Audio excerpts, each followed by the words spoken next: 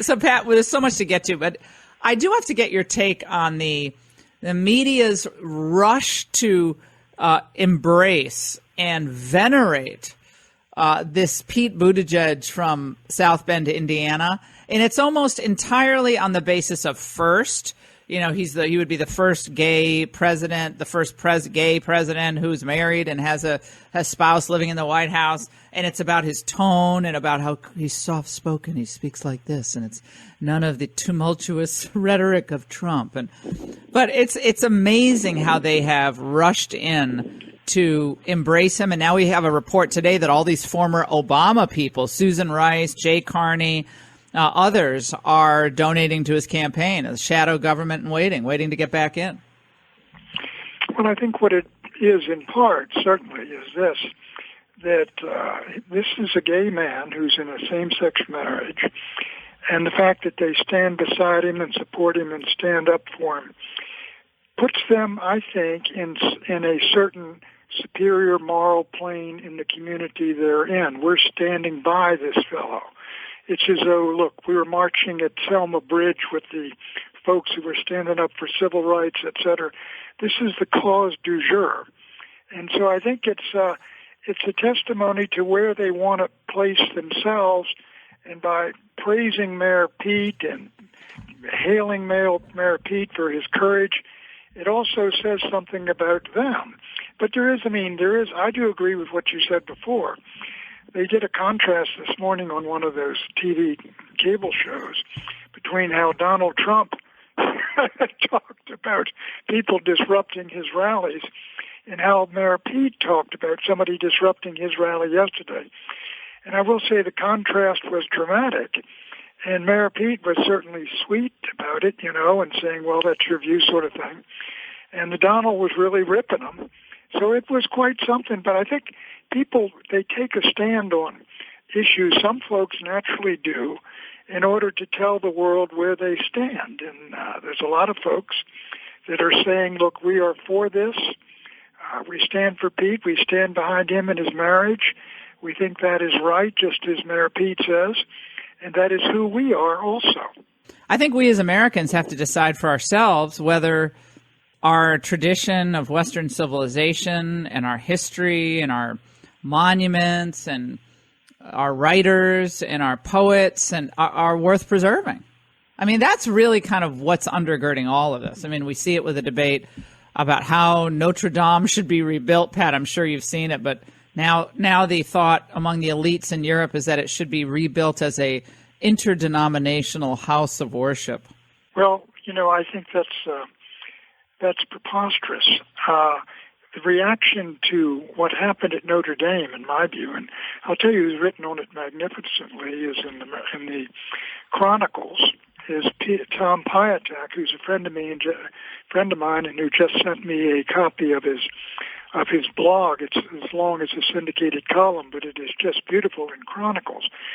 And I do think its Catholicism is integral to its enormous appeal, I think. Its Christian roots of it, the longevity of it, the fact that this represents the faith that was at the core of Western civilization that came out of the dying Roman Empire, and this is the heart of France, Catholic France, the eldest daughter of the church. I mean, it is a religious building, and it ought to be maintained as what it is. And the idea, why do people, frankly, if many of these modern churches went down, no one would want to see them crash and burn. But it would not be as affect people the way this has done. And I think it's got to do with the fact that, look, this is Mother Church of Europe, and not only of France, but of Europe and of Western civilization. So, the idea of putting some modern structure in its place would never and will never, in my judgment, because it's not rooted in the truth that the Notre Dame was, it would never attain the kind of reverence and respect Notre Dame has with peoples, many of whom are not Catholics, many of whom are not Christians, and many of whom are not even Europeans. Yeah, European descent. Right. Well, treating it as just an an iconic structure, if I heard that phrase one more time, or a museum, which is when you go into, I was saying this yesterday, Pat, when I was in Switzerland this summer and I was in Zurich, and I went into some of these beautiful cathedrals that are, of course, that in the Reformation were completely robbed of all of their statuary and relics and the altar. I got profoundly depressed in these spectacularly beautiful on the outside cathedrals and beautiful churches, but it was all denuded of the meaning. Yeah. And some of those churches are being turned into condos. Right. In Europe. Right. I recall I was on a trip to Eastern Europe. As a matter of fact, it was right around the time that Gorbachev sent troops into Lithuania, Latvia, and Estonia. And I think it was in Latvia that we went into, they always take you into, this is the old city. And they went in and they said this church was, this is a Lutheran church. I think it was built in the 14th century. I said, that's one of ours that's been taken over, my friend. There were no Lutheran churches in the 14th or whatever century it was. But you're exactly right. Many of the churches that have been dotted in Europe that still survive all this were originally Catholic before the Reformation. And some of them, as the Protestant churches have basically, and I wrote on that this week, many of the Protestant churches, mainstream churches, have been losing their congregations dramatically to today, where those Americans who profess no religion, which is 23%, are probably twice as numerous as those who profess traditional mainstream Protestant religions, such as, Presbyterians and Methodists and Episcopalians and Lutherans.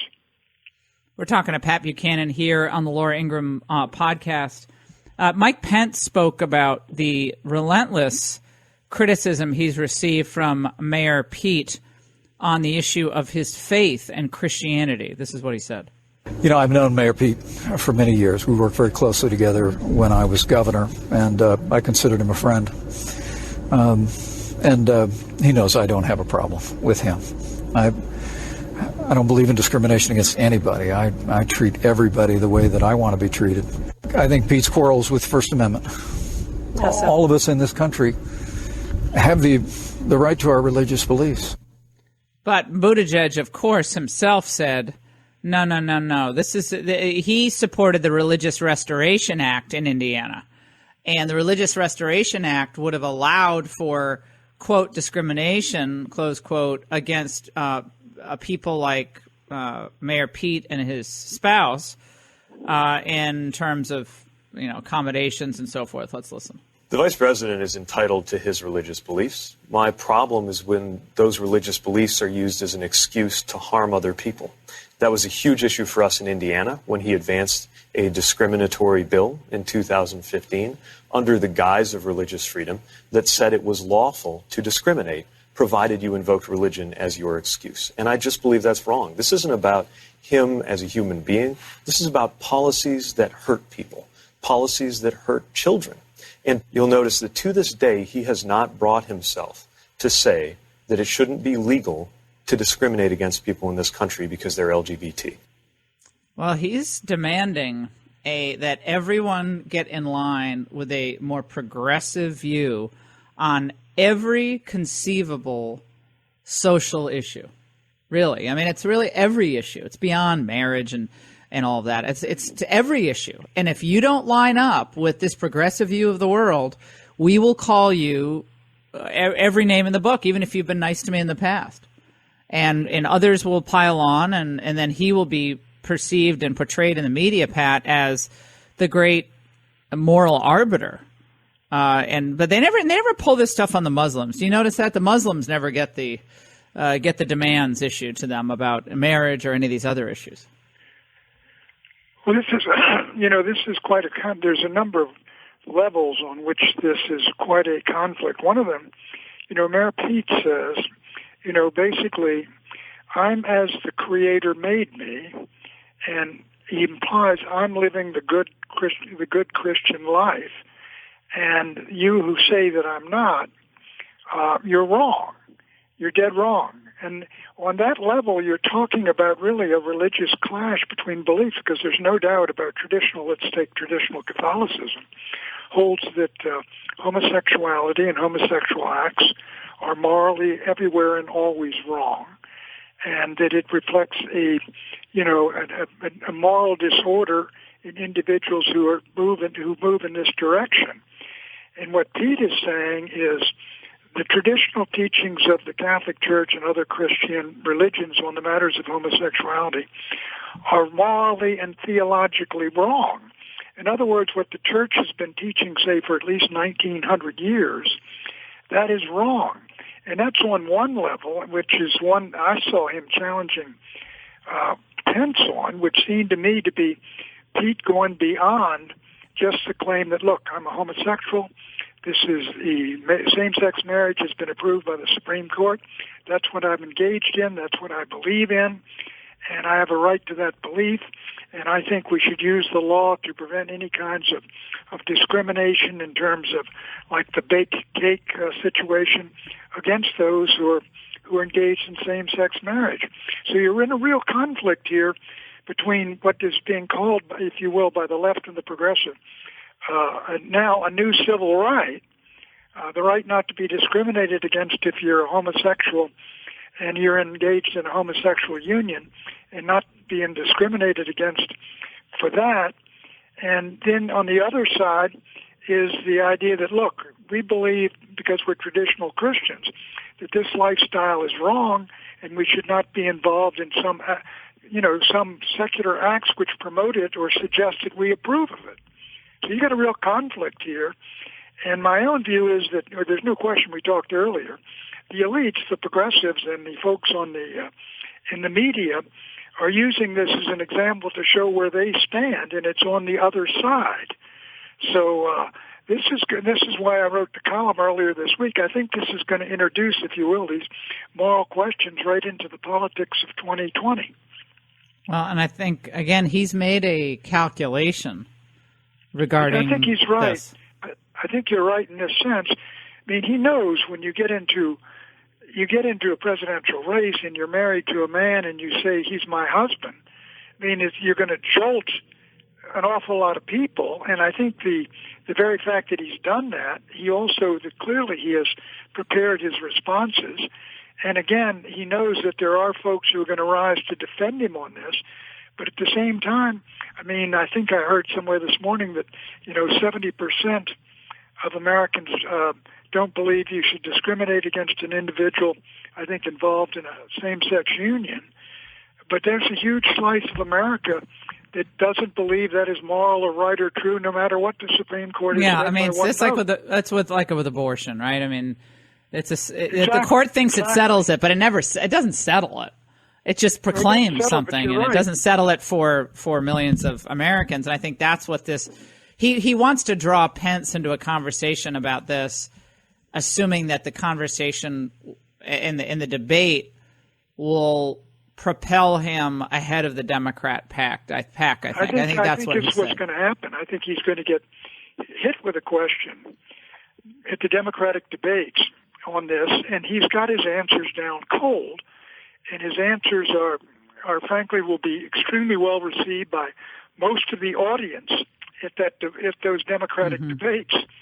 And I think but at the same time, there are people going to be listening who are unaware of his union, who will become aware then. So I think it clearly is one of those. It really is a polarizing issue, and a lot of folks. I think a lot of folks will go for him because of it, and a lot will go against him, I think, quietly and privately because of it. Well, I think it's interesting that the moralizers today, at least the ones who are talking about these issues a lot, seem to be the people on the left. I mean, to me, no one's talking about his faith except him. I mean, his sexual orientation except him. Who's talking about it? So it's moralizing. You must believe this. You must believe this, or we condemn you. So it's the modern day Salem witch trials. They're putting Pence at the stake, and anyone else like him. I mean, the Muslims, again, they always get off the hook. even though Quran chapter, what is it, 4:16, exactly right. their comments. In the eyes of we can take the quotes, but in the eyes of liberal progressives, there's no doubt about it. There's a feeling that not only are they morally correct, but that the Trumpistas, if you will, or the Trumpians, are morally backward. I mean, look what Hillary and Bernie have both said. Of course, Bernie confined it to Trump. He's a racist, sexist, homophobe, misogynist, bigot. But Hillary said his supporters, half of his supporters were deplorables. They are racist, sexist, homophobe, xenophobe, Islamophobe, bigots. In other words, because their beliefs and their expression of their beliefs make them bad people. And in the eyes of an awful lot of Democrats and liberals and progressives, the Trump base, as they call it, and that is not a positive term in their eyes, represents pretty much exactly that. People that haven't come forward into the new progressive era and whose views are backward and reactionary and wrong and the rest of it. And that's why we're in a situation where, the sides are calling each other. The names that are being called are unbelievable. It never used to be that way. I mean, I keep referring to the 50s and up into the mid-60s, where the disagreements among Democrats and Republicans were more on issues, of foreign policy, economics, Social Security, things like that. But they're now about the most basic moral, cultural, social beliefs of what is right and wrong and good and evil. And there's a tremendous clash there. And that's the heart of the culture war. We're talking to Pat Buchanan here on the Laura Ingraham Show, a man who for decades has led on the issue of immigration and who warned us that the West and Western culture, our civilization, our country, sovereignty, all of it is put into jeopardy if we don't have a real say as to who comes into the country, and we don't integrate people and assimilate people and have them learn our language and our history and our culture, that we're going to have big problems. Well, we now have a big problem in Yuma, Arizona, and this happened yesterday when we found that hundreds of people at one time are lining up and are just breaching the border, which has resulted in 11,000 migrant family members housed now in non-governmental shelters or bus stations along the border since March 19th. We have 120,000, it's projected, to have crossed into our country, the size of South Bend, Indiana, a little bigger than South Bend, Indiana, as a matter of fact, just in the month of April alone. So the mayor of Yuma, Arizona, came out and he said, wait a second, this is beyond politics now. This is beyond an emergency. We're over capacity. His name is Doug Nichols. Let's listen. It's definitely in a crisis mode for us. It's not something that we had set up for, so we had to scramble to get set up for it. And it's in a crisis type, emergency type environment. So Mayor Doug Nichols and the local government of Yuma said, we're just releasing hundreds and hundreds of migrants because we don't have the capacity to take them in. And, Pat, this was Obama's former Border Patrol chief, Mark Morgan, describing the situation as it is now on the border. This isn't just a crisis. This is a crisis like we've never experienced in the history of this country since we started tracking numbers. And, again, we've had that talk, and that's because of the demographics. There's still this very false talking point out there that, well, back in the 90s, the numbers were higher, over 1 million.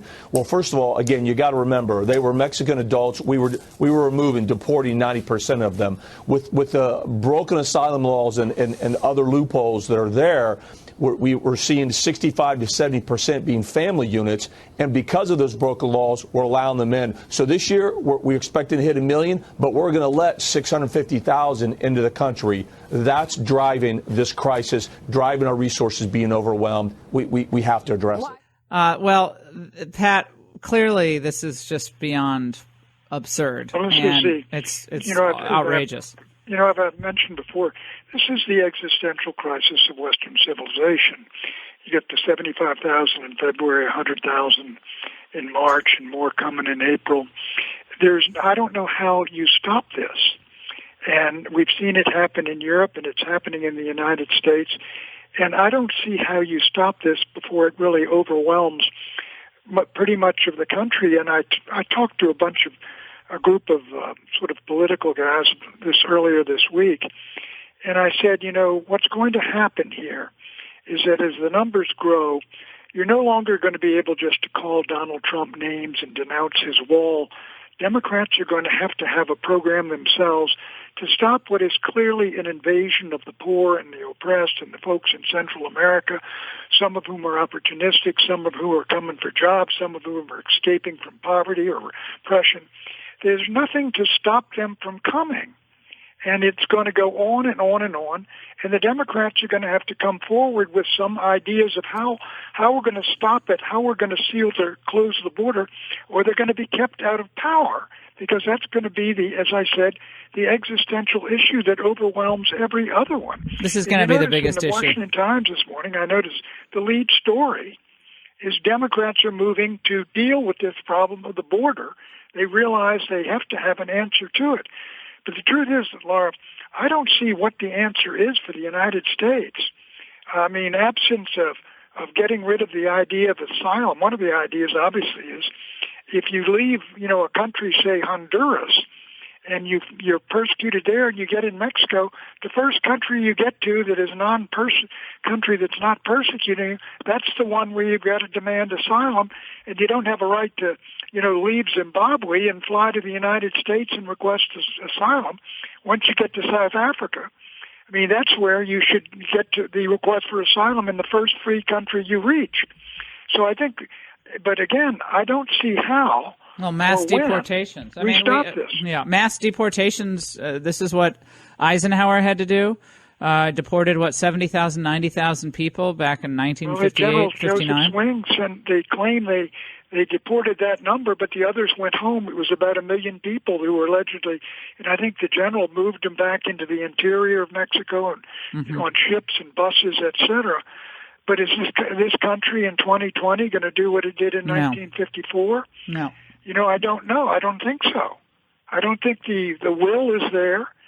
And well, if you had an honest media, yeah. If you had an honest media, if you had Democrats who, weren't the Democrats of 2019, but the Democrats of 1960, you probably would. And I often say, to see where we're going, it's often good to take a look at some other country, and you take a look at the Mediterranean. There, in terms of Africa.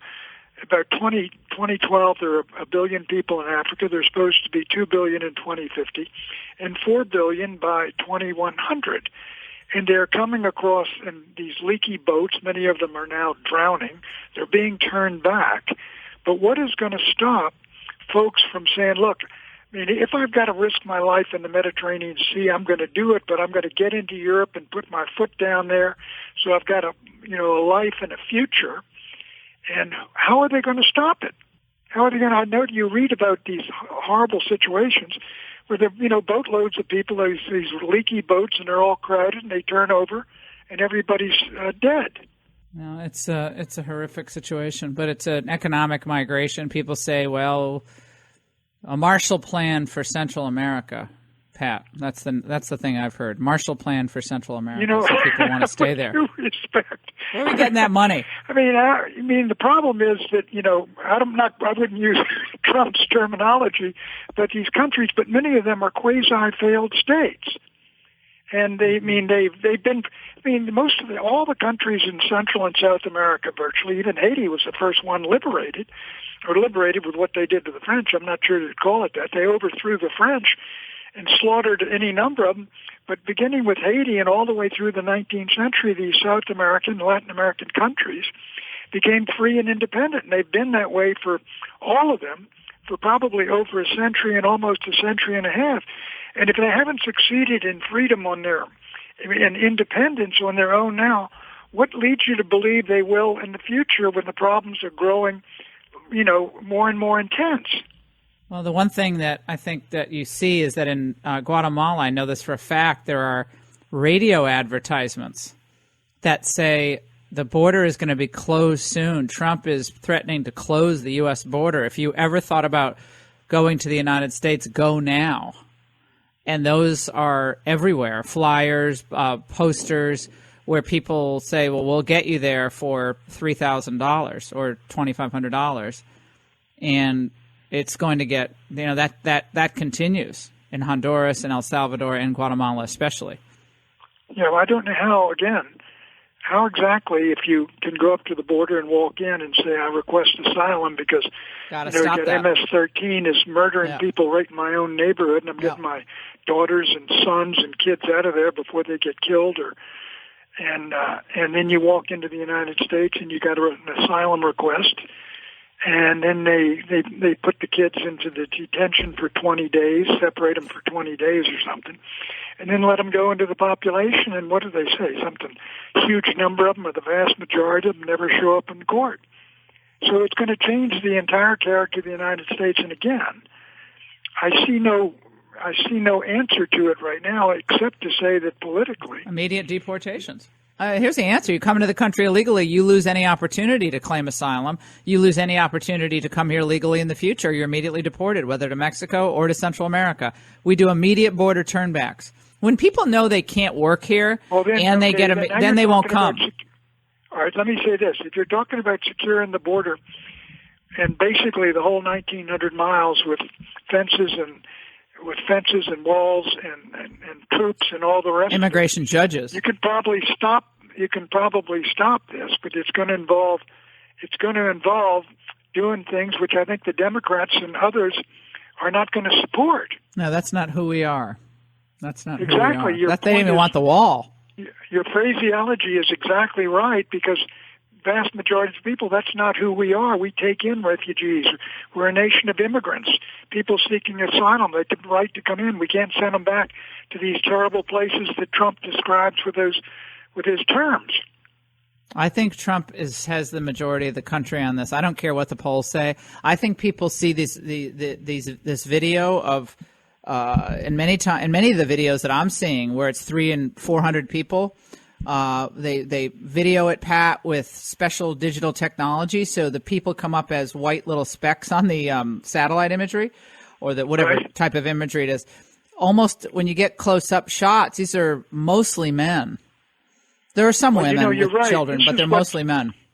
You're right. The photograph, it depends on what is on the TV camera. If you got a TV camera, pick and choose. You got a huge mosaic, and they take various small segments of it and put it on the air, and that becomes the whole thing. Mm-hmm. Now, if the picture is of 2 years old crying and holding on to chain link fence in one of these cages, it's going to be a picture that Americans say, look, that's not us. We don't do that stuff. Cut that out. But if it's a picture of all these folks coming over the border and things like that, and all these men standing up there at the border getting ready to walk into the country, and all these numbers are on the headlines, 100,000, 75,000, you will turn the country to the point where, look, we can't, what did Trump say? The country is full. We can't take anymore. That will be repeated. Well, I think 50% of Hispanics approving Trump now tells you a lot, too. A lot of the people who are third and fourth generation Americans now, they left the poverty and the tumult of Central America and Mexico. They don't want America turning into that. And that's why a lot of them like Trump, because they like the economy and they don't want their wages driven down by millions of new low-skilled indigent folks who might, overwhelmingly might be really nice, hardworking people, but so are the people trying to send their kids to public schools that don't have 35 kids in a class already. Okay, yeah, but let me ask you, suppose you're a Democratic candidate in the fall of 2020, and folks have been coming in at 100,000 a month or something like that. That'll be 2 million people now. For, basically for 2 years. And you're asked, what are you going to do to stop what is, now the number of illegals in the country are now 25,000 or something, or maybe, or however many millions they are. I meant 25 million. Yeah. However many, what are you going to do about it? I think the Democrats are going to have an answer that's something other than comprehensive immigration reform. We're for comprehensive immigration reform, and the wall is medieval. It's a medieval solution to a modern problem. That's what they'll say. They'll just say comprehensive immigration reform, which means amnesty. Some of those old cities survived for a long time with those city walls. Yeah, well, I always say Pope Francis he's always speaking on behalf of the migrants, and they brought in like 5 migrants, didn't they, to live in the Vatican for 2 weeks? Like they could bring in a lot more. They could live there in the Congregation for the Doctrine of the Faith, Pat. You put up 100,000 outside the Vatican walls and coming in. Those Swiss Guard will move fast, don't you think? Give the Swiss Guard some problems. Pat Buchanan. And by the way, I have to ask you one more thing before we let you go. Now, the Democrats are trying to capture the magic of the JFK era, and by equating the moon landing with the Green New Deal. We're going to put the moments back to back. Let's listen. Why, some say, the moon? Why choose this as our goal? And they may well ask, why climb the highest mountain? Why, 35 years ago, fly the Atlantic? Why does Rice play Texas? We choose to go to the moon. We choose to go to the moon in this decade and do the other things, not because they are easy, but because they are hard. We need to treat climate change like the existential threat that it is. We need to pass a Green New Deal. This should be our nation's moonshot. When John F. Kennedy said, let's put a man on the moon in the next 10 years, not because it's easy, but because it's hard, he didn't know whether he could put a man on the moon.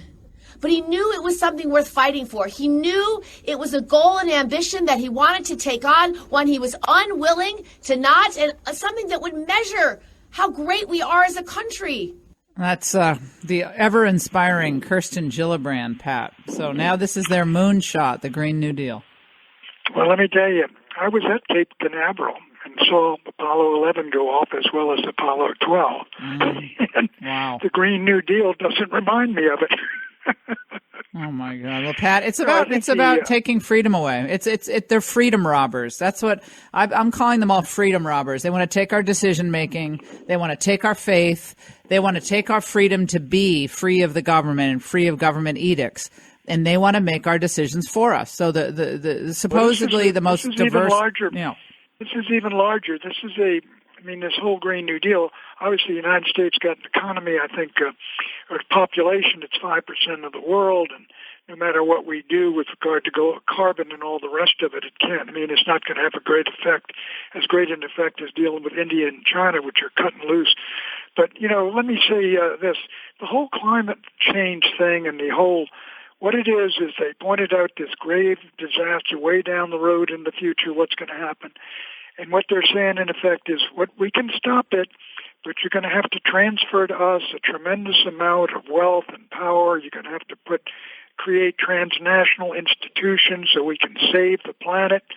And it's basically an enriching and an empowering of a transnational elite.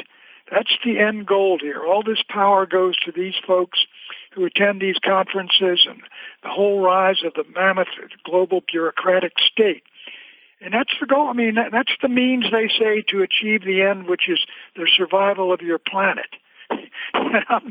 And I just don't, I don't buy it. There obviously is some changes in temperature going on when you see the Arctic is opening up and Putin is sending his icebreakers through the northern straits there, and some of the ice is melting in various places. But look, you go back historically, you had, the little ice age, in the second millennium before, and you had times when the temperature's going up, times when it's going down. Let me tell you one little story. Mm-hmm. I was out in Iowa, and I may have told you when I was campaigning, we were driving up and down that place, mm-hmm. And I said, why is it hilly here in the north and it's very flat in the south? They said, this is where the ice cap reached. Wow. It was in northern Iowa. And then it all withdrew, and the glacier all withdrew, and it's up there. You can see the Portage Glacier up there in Alaska. You can see that steadily withdrawn. I just don't accept the radical interpretation of the whole thing. And you do see what they want to get, which is the enormous control of enormous swatches of wealth and power over people. Now, I think, again, Pat, we're always seeming to say we're at the crossroads, but I said to Raymond the other day, who's coming up behind Trump? Like who? And that's a question which I'm asking a lot. Who's the dynamic, younger version with intellectual firepower and a real drive behind Trump? Do you see anybody? I don't know. I mean, and there's a lot of criticism made of Trump. Whatever you say about Trump, he saw instinctively and maybe politically, certainly on trade, he was way, way ahead of his time. He saw the new issues of the deindustrialization of America, the loss of manufacturing jobs, the breaching of the western borders of Europe and the United States, and also these one war after another, endless, the forever war of the Middle East that we got to get out of. But he was the only one who argued that in the Republican primaries. He was the only man who stepped out in front and ran on those issues. And while others have now followed him, and the Republican Party seems to be very much Trumpian in going along with what he said he was going to do and what he's doing, you're right. Do you see that kind of strong leadership, and do you see that kind of individuals out there who are arguing his case, with great depth and things like that, who can take over? I don't see it right now.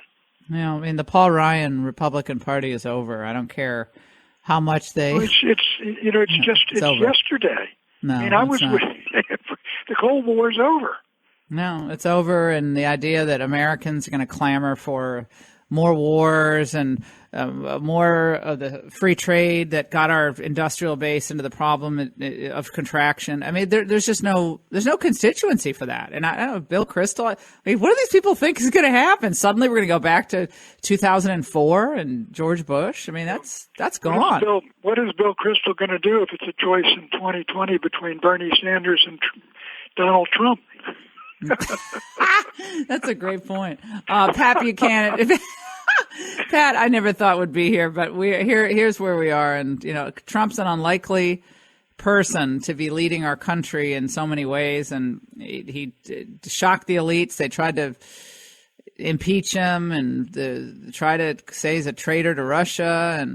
And the economy was going to crater and the markets would blow up. And they pretty much predicted it. We're going to have Armageddon, World War III with North Korea, and none of that's happened. So, as a matter of fact, a lot of people some who were never Trumpers and during the election have, moved various degrees toward Trump now. There's an awful lot of people Trump was wholly intolerable back in, say, the fall of 2016, who are now saying, well, he did this right, he did that right, he did that right, but I'm still against him, et cetera.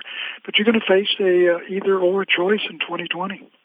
Pat Buchanan here on the Laura Ingraham podcast. Pat, thank you as always. Always great to have you on.